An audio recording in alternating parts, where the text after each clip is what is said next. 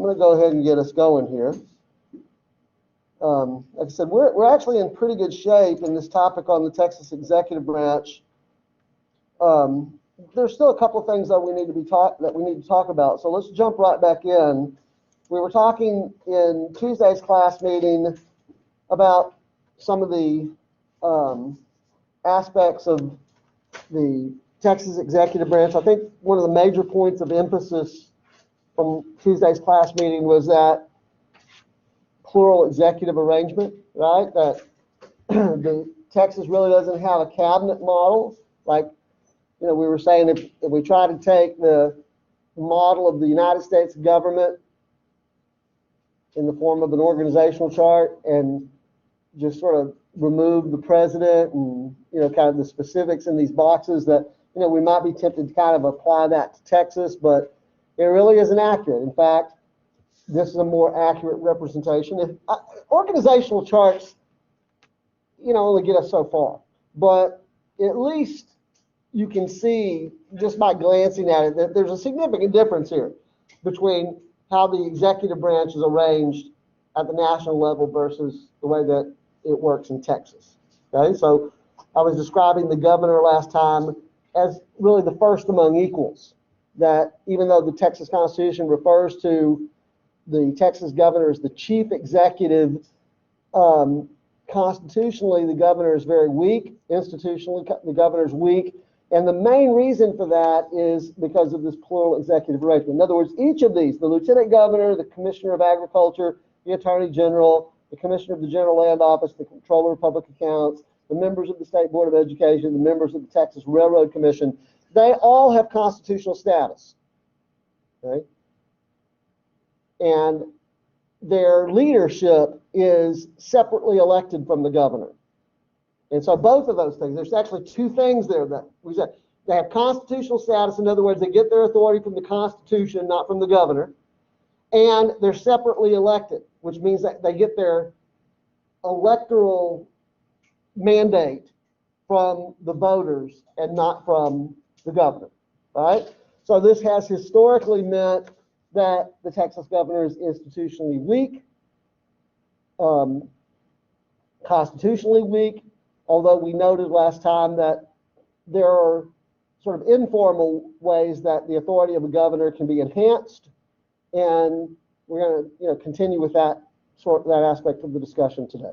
Okay, so most studies that have been done of state governors, including the one that I mentioned to you last time by the State Council of Government, or the Council of State Governments, and the one I mentioned to you by Tad Beal, right? If we're just looking at the institutional powers of the governor, the Texas governor ranks pretty low on most of these indices. Formal powers, institutional powers, okay? And I'm not going to go back through all the details again, but we looked at, some of the formal indicators, particularly as it was used by Ted Beal, okay? And then we turned our attention to the informal sources of the governor's power, talking about the electoral mandate, the political ambition, the personal future, the public opinion, the role of public opinion, staff, media savvy, etc. Okay, so that's about where we left off last time, and I suggested to you that what we might do in today's class meeting, at least at the start of the class meeting, is kind of get a sense of how this applies to the current Texas governor, Greg Abbott. Okay, so I have a spreadsheet here that we can plug some numbers into. Let me do something here real quick. I thought I opened this. I don't know why this always happens here. I think it's because this this bar down here is not big enough. But I'm pretty sure I opened these already. Let's see.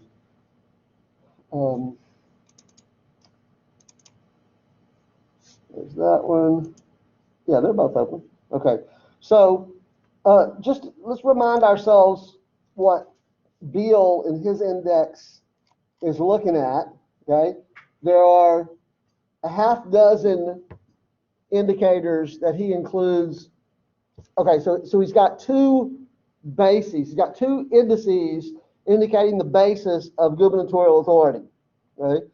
One is formal authority or institutional authority. So the kinds of things that he's including there, you'll recall the question of whether or not there are separately elected other executive officers that are separately elected. the tenure potential of the governor, the appointive powers of the governor, the budgetary powers of the governor, whether the governor has a veto power and what are the restrictions or the limitations on the veto power, and then finally the question of party control. Okay, so those are the things that Bill was looking at. This is back in what was it, 2006, 2007, somewhere around there.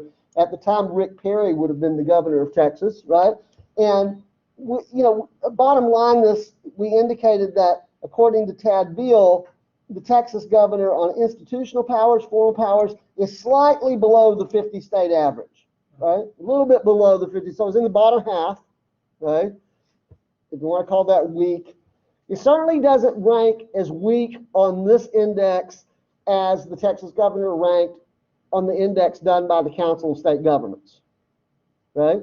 So one of the things that we've observed as political scientists over the years is that if you go back to, say, the 1940s or the 1950s, when political scientists began developing these sorts of measures, the Texas governor would rank consistently second lowest, third lowest, or something like that. But over the years, as we get to the last couple of decades, the 2000s, we see that the Texas governor, even in terms of formal authority, has come up the ladder, so to speak. And there's at least a couple of reasons for that.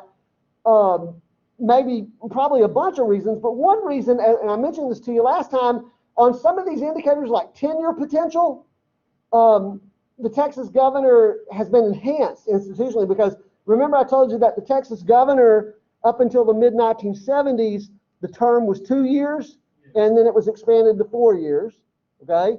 But also in terms of the role of the line item veto in terms of the budget authority. So these measures, the Texas governor is just sort of progressing up a little bit on most of these indices. Still, we would put them in the bottom half, but not as low as we used to. Yeah. Why are we one of the biggest states? We have one of the biggest governors. Well, I think the explanation for that is principally historical. And I touched on that a little bit last time. I think you can't really understand that unless you remind yourself that when the Texas Constitution was written in 1875, went into effect in 1876, they had just come out of the Reconstruction period, and the perception was, look, I'm a political scientist, okay? And there's not a whole lot of things I'm going to tell you with absolute certainty, because it's a social science, right? And we're talking about human beings and human behavior, and it's very difficult to say things with absolute certainty. But I'm going to tell you that, with whatever my educational background and preparation and experience is worth to you, I'm going to say with almost certainty that in politics, perception is 99% of reality. In other words, what I mean by that is what people think is the case or what people perceive to be true is oftentimes more important than what is actually true. Okay? So back in the 1870s, during that Reconstruction period, Texans who were native Texans who were largely Democrats, former Confederates. Remember what happened during Reconstruction, okay? So the Civil War ended in 1865. Right. The Civil War ended in 1865, and in Texas, and as well as the other Confederate states, there were some consequences for the South in losing the Civil War. One of the consequences was that those former Confederates, those who had actively participated in the war of rebellion against the United States, were punished in a number of ways. One way was that they had their right to vote taken away from them. They had their right to hold public office taken away from them. And that lasted for about a decade. Okay? But by the time we get to 1875, the Reconstruction period is coming to an end, and the former Confederates, who are still largely sympathetic to racial divisions and um, the old white power establishment. They return to power, and one of the first things that they do in Texas is to write a new constitution. Now, to get to my point about perception, I'm not a Texas historian, so you're going to have to go ask your history professor the extent to which there was actual corruption in those Reconstruction years, where the administration of E.J. Davis, was it actually corrupt, or was it just a perception that there was corruption? I honestly don't know the extent to which there was actual corruption. It doesn't really matter in my mind, because the perception was that the Republican administration of E.J. Davis was thoroughly corrupt, that large sums of money just turned up missing, and the Texans that returned to power, the old white conservative democratic establishment that returned to power by 1875, were determined not to let that happen again, in what they perceived. And so when they wrote this new constitution, because they associated what they thought was abuse of governor's authority with the office of the governor, they decided they were going to take every measure they possibly could to weaken the governor.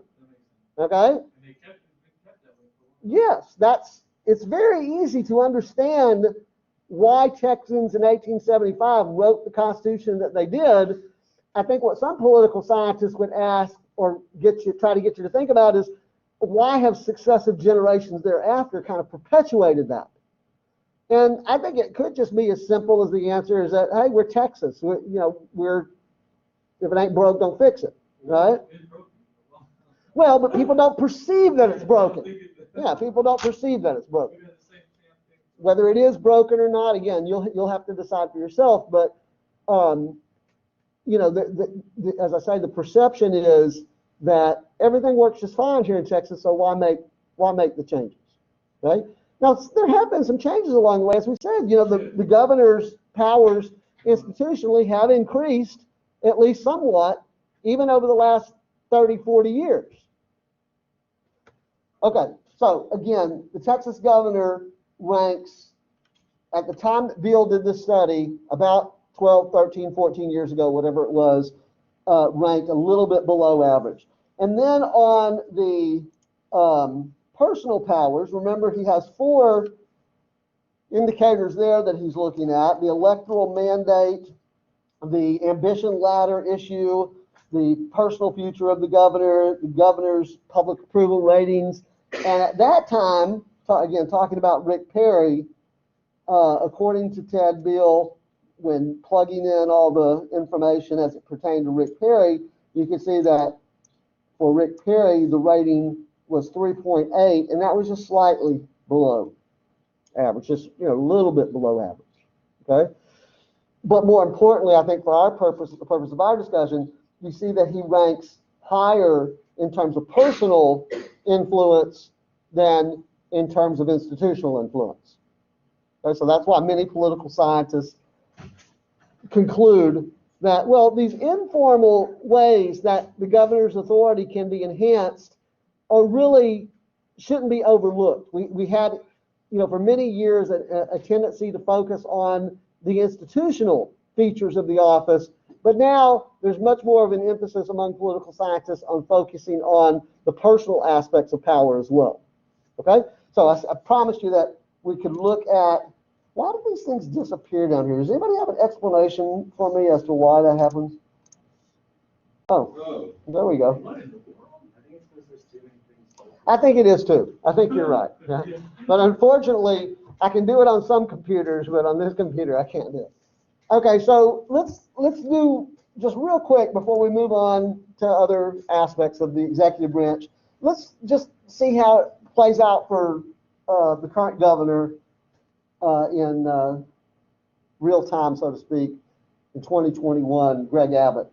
Okay, so let's start over here on this side, since we dealt with the, see, I can't even get that, how do I get that scroll bar?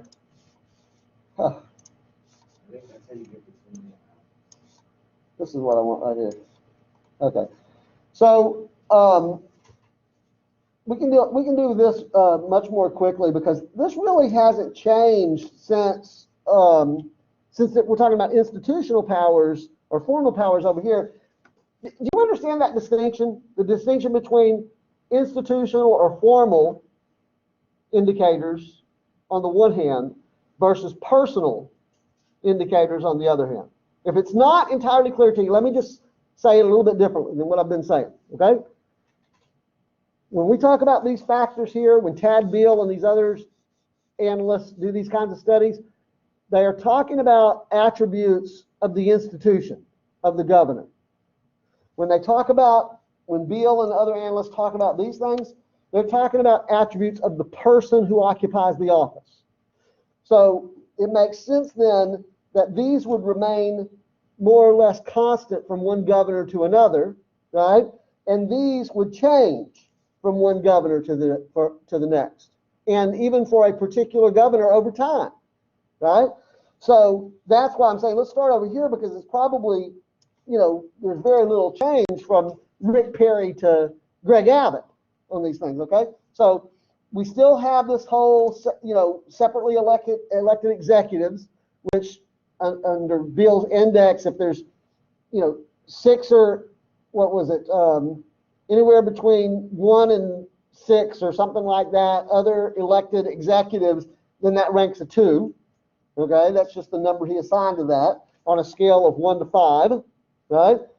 On tenure potential, there are no term limits on the Texas governor. It's a 4-year term, so actually the Texas governor gets as many points as you possibly can on Bill's index for that one, gets 5. On appointed powers, what did we say? Does anybody remember what we said last time about appointed powers? Is the Texas governor's powers, when it comes to the appointment power, are they relatively weak or relatively strong? Well, again, you see the number there, right? 4 out of 5.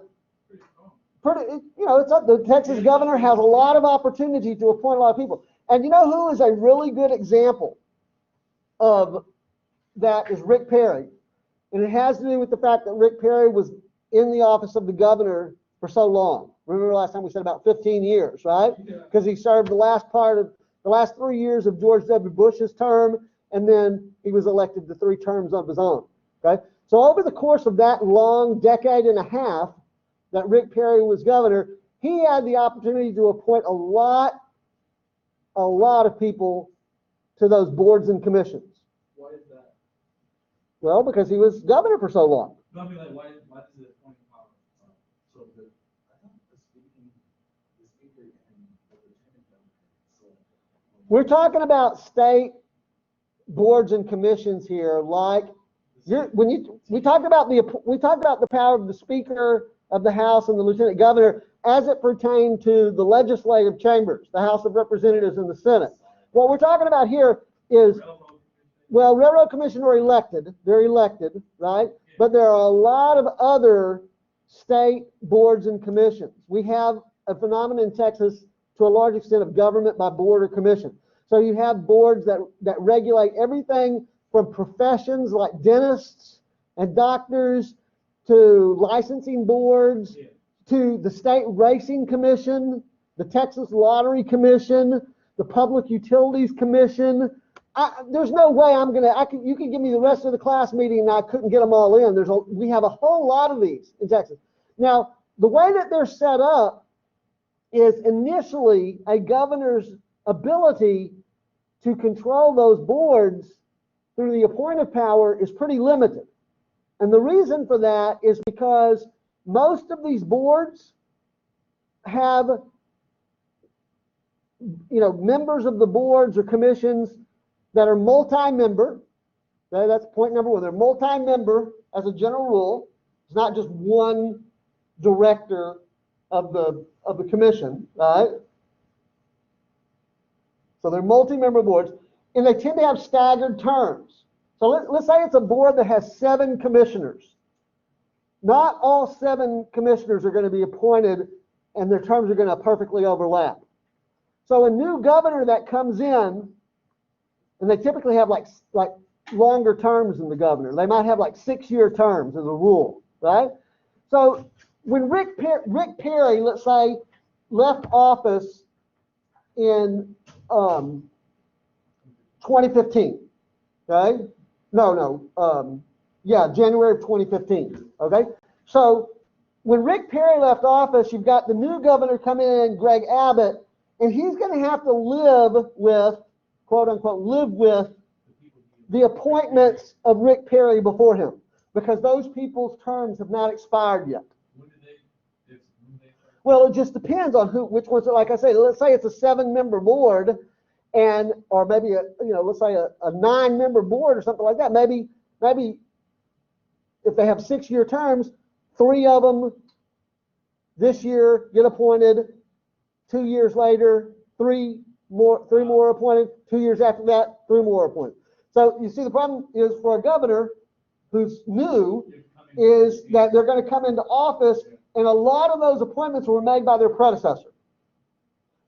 Now, Rick Perry, yeah, you are to a certain extent, but Rick Perry was there for so long that by the time we get to Rick Perry's 3rd term, or even end of his 2nd term, he's made all the appointments to all those boards.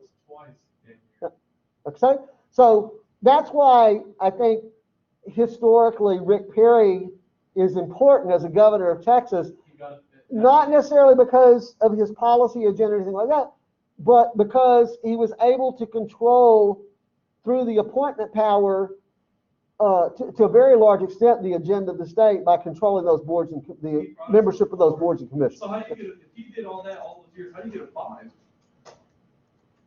How do you get a 5? Yeah. Or why didn't he get a 5?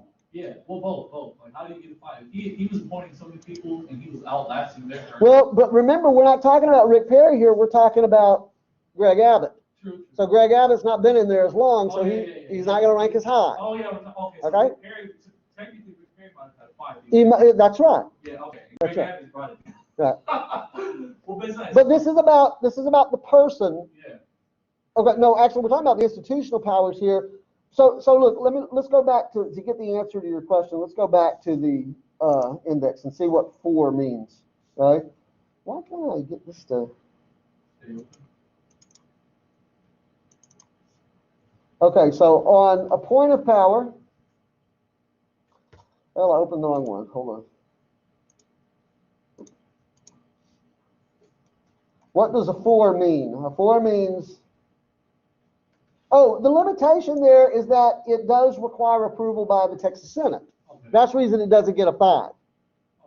The governor doesn't have doesn't just have the unilateral power to do that. Okay. We're limited to a 4 in Texas, huh? Yeah, I think that's a way to think about it. Yeah, Okay, couldn't get higher than a 4 okay. in the Other current states, conditions. Some states have a 5, but we have a 4. Okay. Okay. Yeah. All right. So. On budgetary powers, does anybody remember what we said there? Was the Texas governor weak or strong? Strong. Well, remember we said that No. on both budget formulation and budget execution, the Texas governor is weak because the legislative budget board really initiates, formulates the budget, and the implementation goes directly to the heads of the various departments. All right. What do we got next here? Forgot what this one stands for. Hold on just a second. Politically right. Drawing a blank. Oh, the veto power. Okay.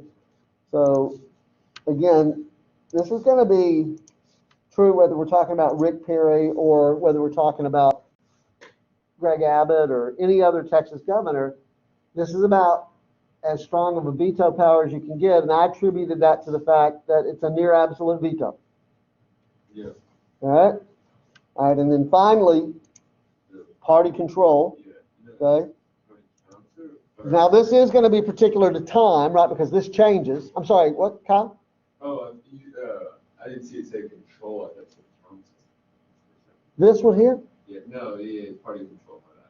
Okay, that's okay. All right, so currently in the Texas legislature, the Republicans have 58 to 42 majority, 58% to 42 majority in the Senate, and 55 to 45 in the House.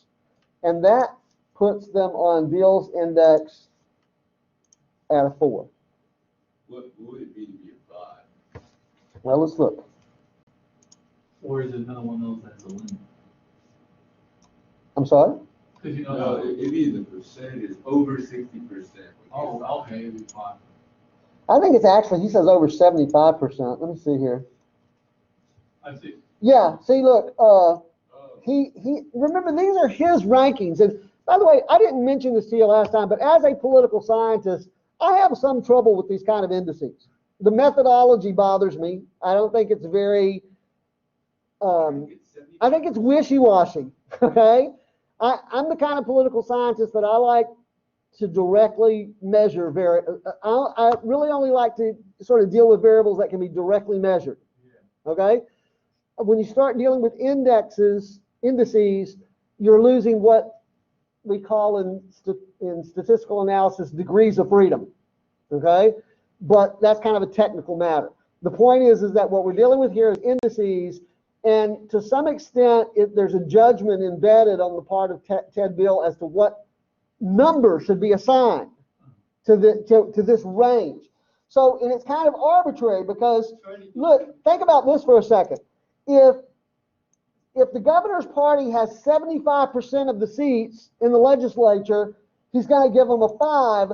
But if the governor's party has 74% of the seats in the legislature, he's going to give them a 4. You see what I'm saying? yeah.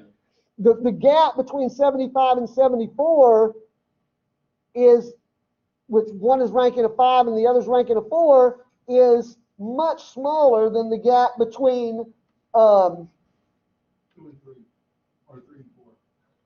yeah, you know, these cutoff points here. Look at this. It's like he goes from 75. A simple majority is under 75%, so 50 to 75%.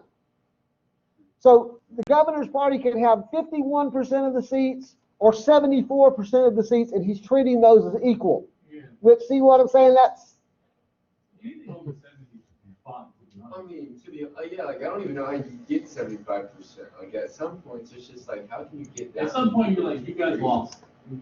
yeah, it's pretty rare. I mean, it's pretty rare, and certainly in Texas, I can't think of a time in memory where we'd have to go. Well, yeah, we would have to go back to a period when Texas was a one-party Democratic state. Yeah, You know, 75% is insane.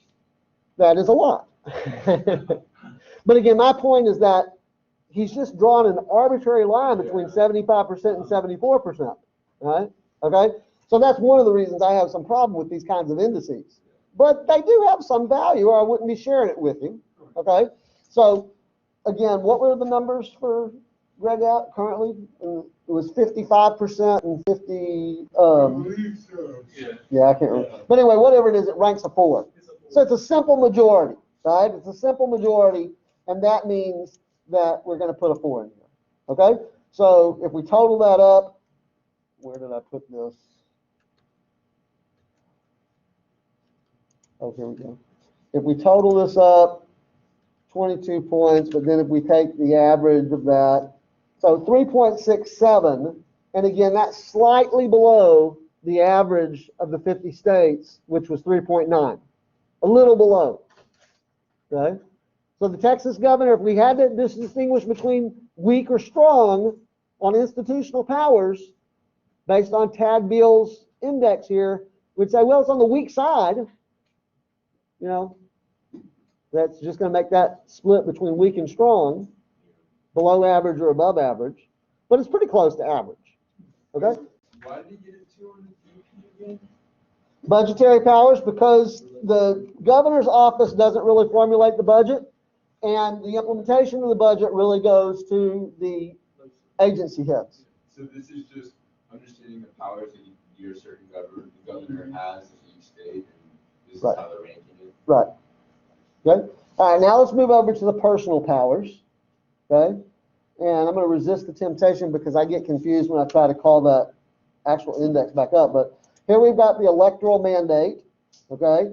And the electoral margin of victory. This is in the most recent election for Greg Abbott. Okay. Which would have been 2018. the 2018 gubernatorial election, Abbott won by 13 percentage points, over 13 percentage points, which means that he had a pretty comfortable margin of victory, and that gives him a 5 on the personal index scale.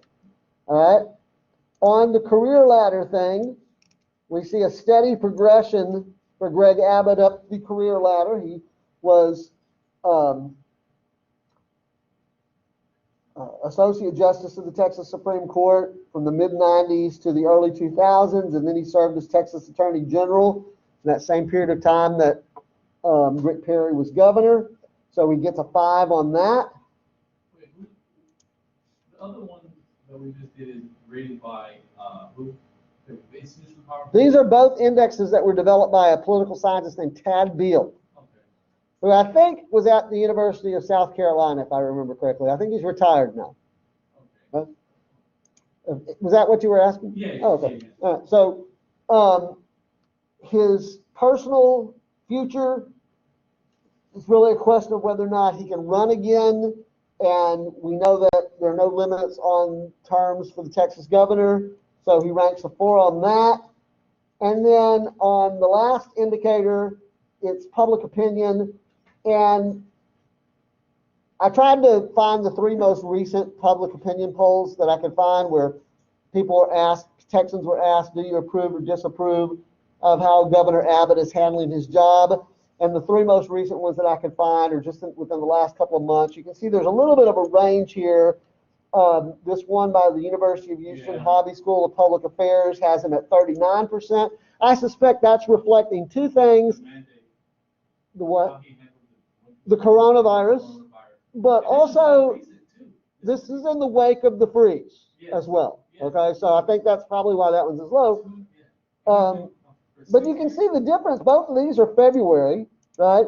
And you can see that there's still a good 7 percentage point difference between these two. So there's something about, I'm not willing to invest any time or energy to find out what their methodology was, but I suspect it has something to do with their sampling processes and so on.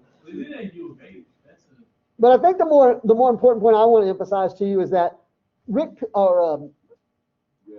Greg Abbott, thank you. Greg Abbott his approval ratings have come down over the last year. In fact, here's a graphic that kind of shows that. So let's see. I'm sorry?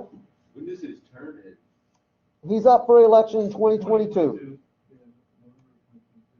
Anybody running against him? Well, not yet. It's a little bit early. So he had to deal with a lot though during his term because he had Hurricane Harvey, and I know it dropped. If you go to 2017, that October right there, go down to October 2017. Was it October? September 2017. Or around that time. How bad did it drop with his handling of Hurricane Harvey? September of 2017. Yeah. Well, I don't have numbers here. Oh damn. Okay. Maybe. Yeah. Okay. Well, This particular poll. Go to October. Yeah. That'll help out. To October. How bad did it drop? Well, it actually goes up. Improved. It goes up from June to. So it improved. Yeah. Interesting. This says November 2015 to February of 2021, but it It's only ends. dropped 2 points? No way. Well, it's but 2018, that's but it 2018. ends here at But it is 2018. 2018. That's weird. Yeah, it is weird.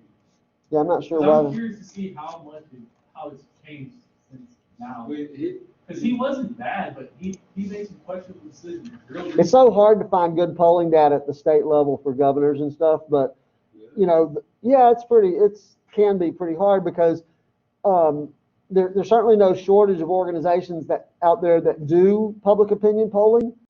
But unlike, say, with the president, where you have a consistent poll, like say the Gallup poll every month will conduct a survey and ask people, do you approve or disapprove of the way that the president is handling his job?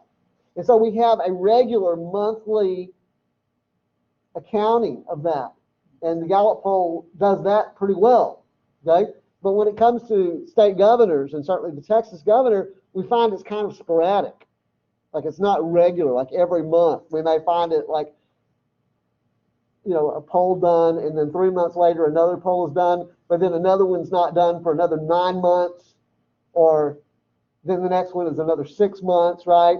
So the polling data is not as regular, and so you miss a lot of the, you know, the bumping around that you can attribute to specific instances, like you were hypothesizing a little bit about the effects of Hurricane Harvey. Well, you know, we don't have any polling data that immediately coincides with the aftermath of Hurricane Harvey, right? At least not in that particular poll. That's what I'm trying to say. It's a little bit harder when it comes to these things with the governor. But the bottom line is, if we take the average of those three polls, those three most recent polls, we see that Greg Abbott is about 45, 46%, and that's in that range that would get him a 3 on Beall's index. So if we go ahead and add that up, it's 17, and he ranks a 4.25.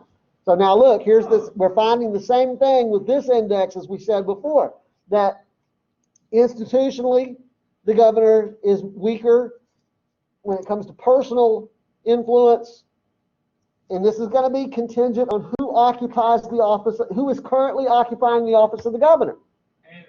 Because we could go back, for example, to a governor like Bill Clements and apply this index, and we would find that, my guess, I would predict that Bill Clements would have ranked pretty low on this index, on this personal influence index.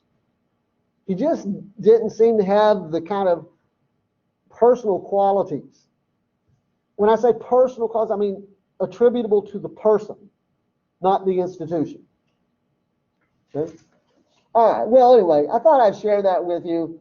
Again, it kind of bears out what, with respect to Greg Abbott, what we've been saying more generally, is that the informal indicators and the personal indicators, when they're taken into account, the Texas governor seems to do a little bit better. Okay? Questions, comments?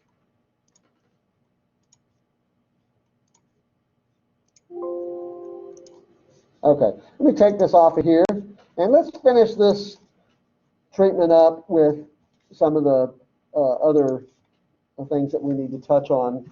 I'm gonna go past some of this stuff here. I'm gonna bear with me here while I be a little bit selective about what we cover. Okay, so here's one point I think that it's important for you to remember, at least for no other reason than quiz next week. Okay. That's what's important, right?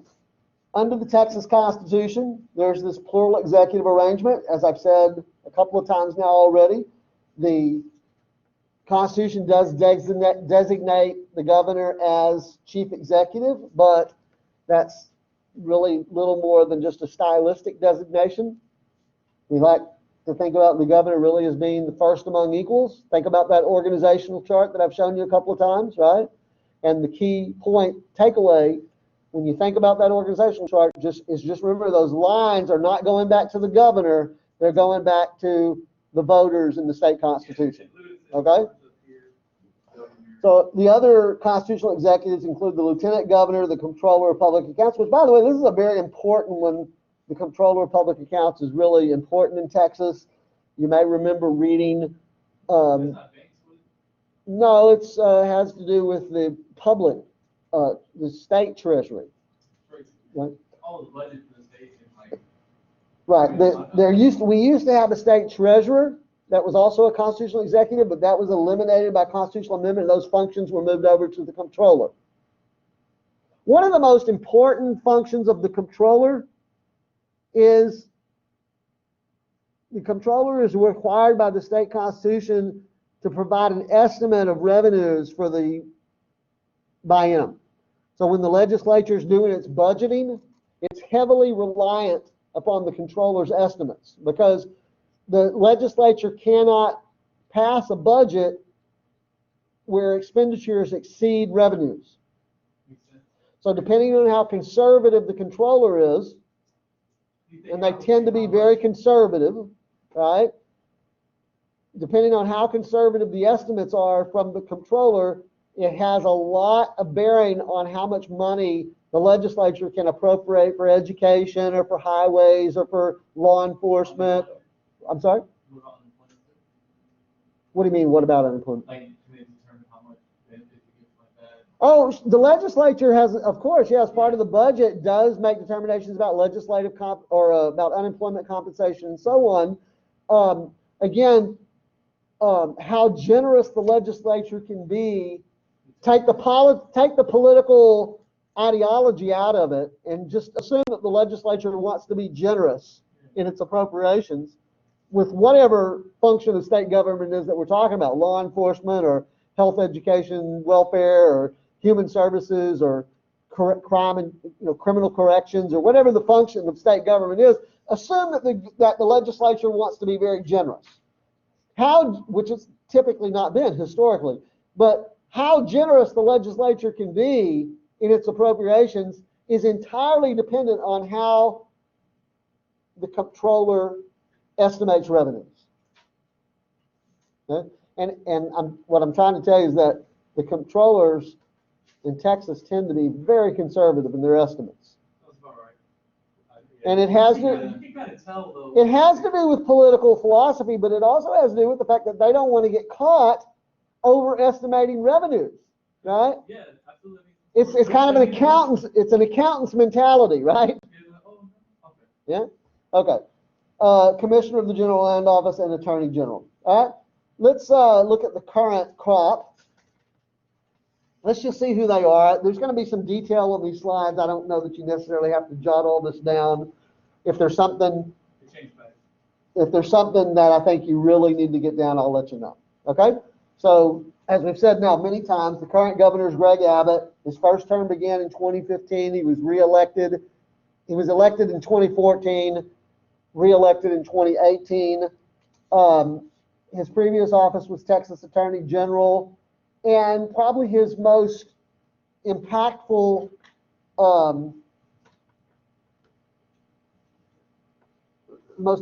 thing that he did as Attorney General, well, I mean, there were a number of things, but certainly one of the most notable things that he did was he successfully argued the Van Orden versus Perry case before the United States Supreme Court back in 2005. That kind of catapulted him into not just the prominence in Texas, but also in the national spotlight. Okay? And as I mentioned, he also served as an Associate Justice of the Texas Supreme Court prior to that.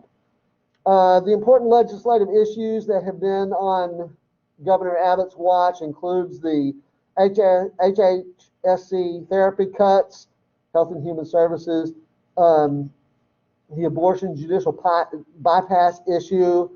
All right, let's touch on the other ones here real quick. The Lieutenant Governor currently is Dan Patrick. And as we've said repeatedly, technically is an executive in the Texas executive branch, but the Lieutenant Governor of Texas is mainly important in his role or capacity as the presiding officer of the Texas Senate. It's actually a legislative role. You don't get that if you just, read the Constitution, right? The political developments are at least as important as the constitutional issues, right? So by the Constitution, the state Constitution, the Lieutenant Governor is the presiding officer of the Texas Senate. But the fact that the Lieutenant Governor has historically exercised so much control over the legislative process in the Texas Senate is not in the Constitution. Okay? That's not the Texas Constitution doesn't say that the Lieutenant Governor is going to control the legislative process in the Texas Senate. That's what we talked about before the spring break, right? You don't have effectual party caucuses in the Texas legislature, and so the power sort of gravitates to the presiding officer. Okay? All right. First elected to Lieutenant Governor's office in 2014, used to be a TV news sports anchor, conservative radio talk show host, owns 2 radio stations. Okay? Current Attorney General of Texas is Ken Paxton. He's been in the news a lot lately, nationally. You remember he was the guy who took Wisconsin. Was it Wisconsin? Yeah, the Wisconsin tried to take the state of Wisconsin to the United States Supreme Court over the 2020 presidential election. But he's also been in the news a lot lately because he's being investigated for corruption charges. Okay? One of the main functions, whether it's Ken Paxton or any other attorney general, one of the main functions of the attorney general's office, well, you see a number of things listed here, but here's one that's really pretty big, this enforcement of child support laws. They have an entire division in the attorney general's office for that purpose. The attorney general issues advisory opinions to state and local entities if there's questions about the legality of what, issues that may be raised by cities when they're undertaking authority and so on. That's an important role for the attorney general as well. Okay. The comptroller of public accounts currently is Glenn Hagar. Okay. And as I said, one of the main things about that you need to know about the comptroller is the comptroller's role in estimating revenues for the budget cycle. Everything is contingent upon when the legislature is making, formulating the budget, enacting the budget. Everything is contingent upon the estimates from the comptroller's office. Okay, and the comptroller has to certify the budget before it can become law. Okay. All right, Commissioner of the General Land Office currently is George P. Bush. Yes, the grandson of George H.W. Bush and the son of Neil Bush, one of the Bush.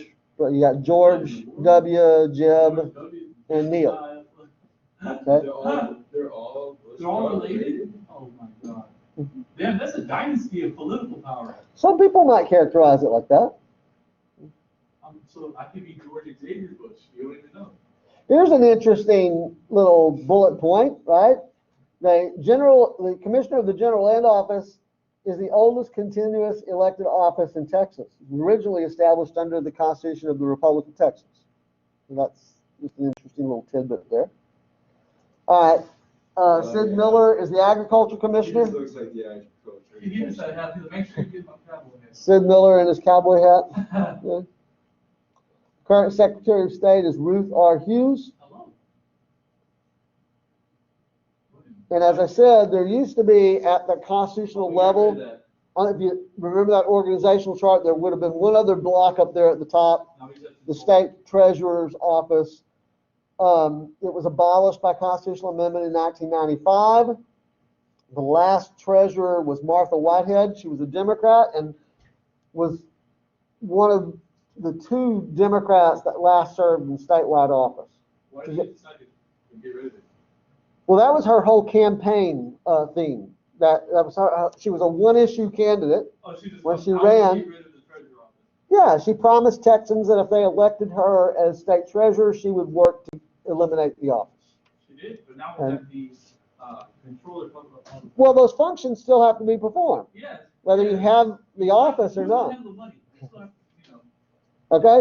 So, again, she and Dan Morales were the last two Democrats elected in statewide office. So she got rid of this title. She didn't do it unilaterally. What I'm saying is that she lobbied the legislature to propose a constitutional amendment to be submitted to the voters on the question of whether or not the state treasurer's office should be But abolished. then they replaced it with They replaced it with Well, they didn't replace it. They just moved the functions over to the comptroller's office. Yeah, but isn't that still They just they just gave her another job, more work. I guess that's one way to think Why? about it. What kind of one issue? Why? She may have, maybe her belief was that it was a redundant office. I guess she's like, we could be using the tax, but that doesn't sound like a Democrat caring about the taxpayers' money. Oh, that's crazy. I guess. Okay. That's interesting. Let me skip over some of this. What else do we need to talk about? $115,000. Let's talk very briefly about some of the legislative powers some of the powers of the governor, including starting with the legislative powers. So I'm not going to touch on all of these bullet points. Let me just highlight a couple of things. The governor is required by the state constitution to give an annual State of the State address, just like the president is required to give a State of the Union address. The state level, the governor gives a State of the State address. One of the main legislative tools that the governor has is the veto threat. And remember, that's important because it's a near absolute veto power. So in other words, regardless of what else we have said about the powers of the governor being institutionally weak, we can't escape the reality that the legislature does need some guidance from the governor, because given the short legislative session, 140 days every 2 years, and the fact that they really don't have an opportunity to override a governor's veto, they want to make sure that they get legislation that the governor is going to be willing to sign off on. So the governor does play a role there through the threat of using the veto. Right? Don't you think that would provide some incentives to legislators if the governor says, well, I could never sign a bill like that, right? Whatever that is, I would veto that in an instant if the governor sends that kind of message. Don't you think that takes off of the table a lot of alternatives that the legislature might otherwise consider? Okay, so that's what the point is here about the veto threat, and particularly when it comes to the budget, that it provides an incentive to the legislature to get it right so that they don't have to face that question about the governor's veto. Okay? The governor does have the ability under the Constitution to call special sessions of the legislature. 30 days. They are limited to 30 days in duration. They're also limited to dealing only with those issues that the governor places on the agenda.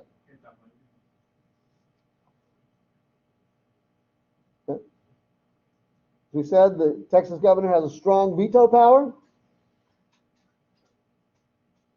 We talked about that. That was a 5. Yep. Absolutely. Also has the line item veto. So all of these are things that we've touched on previously. We indicated that the Texas governor is pretty weak when it comes to budgetary power, and that's primarily because that function's carried out by the Legislative Budget Board. Lieutenant governor is a co-chair of the Legislative Budget Board. Who's the other co-chair of the Legislative Budget Board? The Speaker of the House.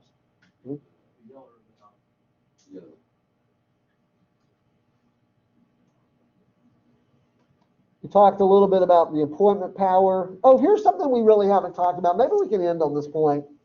And maybe focus on this for just a few minutes, because we have come through a period now where this has been very applicable.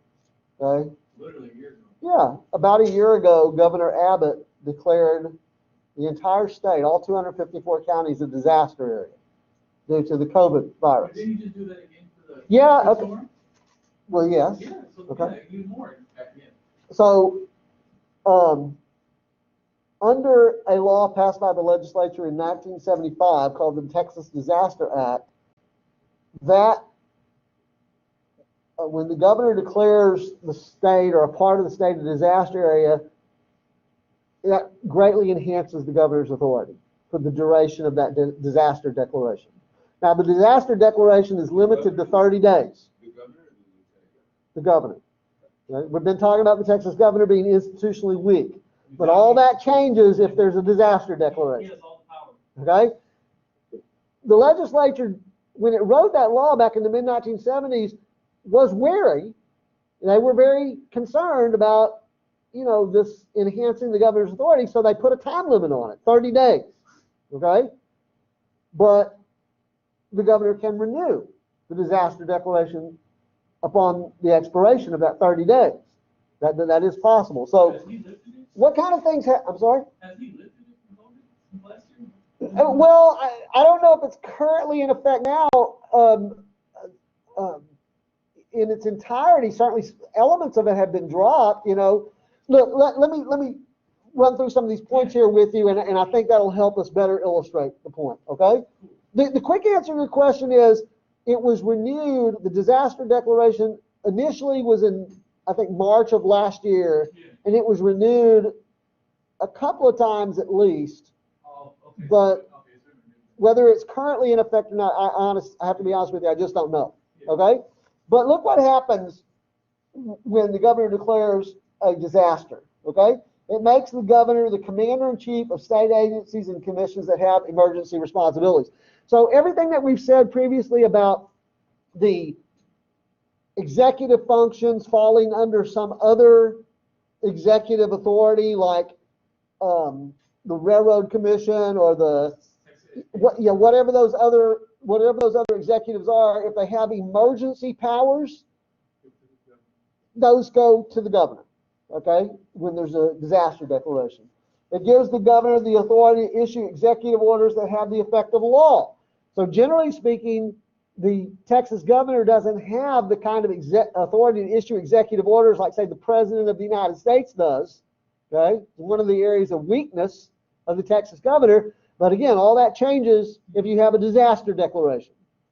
So if the governor says that we're going to have a mask mandate, that has the effect of law, just as if the legislature had passed the mandate itself, okay? It gives the governor control over the movement of persons, including barring them from entering or leaving the disaster area. I think this is probably mainly when the legislature passed this law back in the mid-1970s. I think they were probably thinking mainly about like natural disasters, like hurricanes and sure. But now, last year it was you can't go to these places, limited amount of people, all that stuff.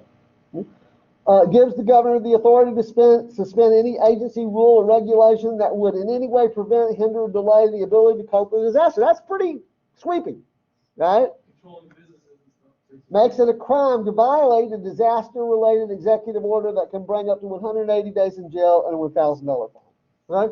So again, the broad point I'm trying to make to you here is because we've witnessed this here just in the last year, we've sort of lived through it.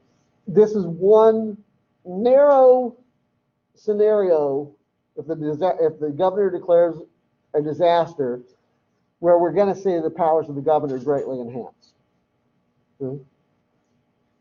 for a fixed period of time. It was not in perpetuity. Okay? You guys. You can see, look, I'm going to resist the temptation to click on this, but you could probably go out if you're interested. You can see, this is a very recent link that I put in here. There's already debate in the Texas legislature about Governor Abbott's use of these emergency powers during the pandemic. He didn't, so for example, he did the mask mandate, we have to wear a mask. But he didn't do an enforcing thing. He kind of was like, right. We have to wear masks, but if you don't want to, I'm not going to do anything about it. Which is kind of weird because you think he would follow through. He kind of let people, he told people to wear masks and then he didn't, do anything about it. It was weird to me. Yeah, I suspect that there are members of the legislature. And he could have done something. He could have enforced that one. Correct, yeah. Violated the disaster-related executive order. He didn't do that. I think the potential was there for the executive order to be much more rigid than what Governor Abbott actually issued. But I think what some of the more conservative members of the legislature are going to be arguing over in Austin during this legislative session is it's not just about what Governor Abbott did, it's about what a future governor might do, right? Yeah. So I think that's maybe their concern is that they might want to. I think the thrust of the debate over the next couple of months in Austin about this is going to be about whether those emergency powers should be curbed, whether they should be sort of reined in a little bit. We'll see if they actually get some legislation. Because he could have done some things, but he didn't, and they're afraid like, what if someone decides Maybe. I'm going to use the power that I have? I can't. He didn't really use it as much as another person could. Maybe. I mean, we'll see. What they, there may be some concern too about what happened at the city level with some cities, like say the city of Houston, trying to go a little bit beyond what the governor had ordered. Like maybe Mayor Turner, trying, and there may be some issues raised about reining in the power of the governor in order to sort of restrict that those sort of efforts by cities.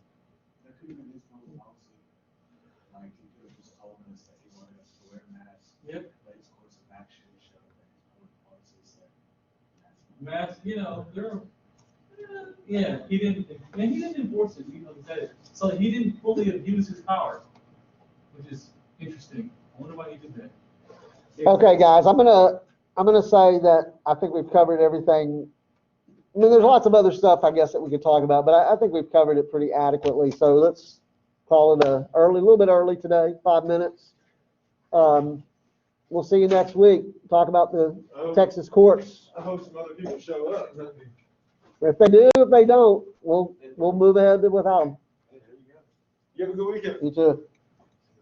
Yeah, it's fine, bro. Like I said,